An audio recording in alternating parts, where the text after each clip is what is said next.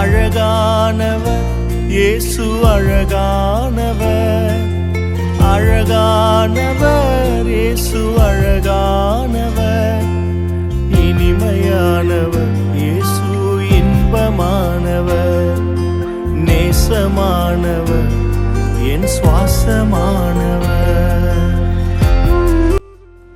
Prayer warriors ministry இன்றைய வாக்குத்தத்தம் நீதிமொழிகள் அதிகாரம் 22 இறைவார்த்தை 4.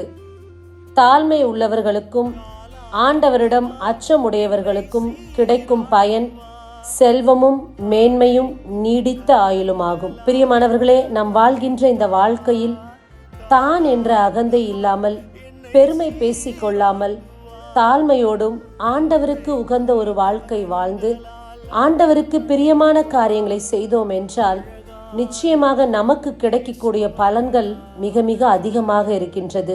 செல்வமும் உயர்வின் நாட்களும் நீடித்த ஆயுளும் இவைத்தான் நமக்கு கிடைக்கக்கூடிய பலன்களாக இருக்கின்றது. ஆகையால் ஆண்டவரிடம் கொள்ளக்கூடிய அச்சமே நிலையான அச்சம். அந்த அச்சமே எல்லாவித பாவத்திலிருந்து நம்மை விலக்கி காத்து கொள்ளும். இந்த நாளிலிருந்து ஆண்டவருக்கு பிரியமான ஒரு வாழ்வு வாழ்வோம்.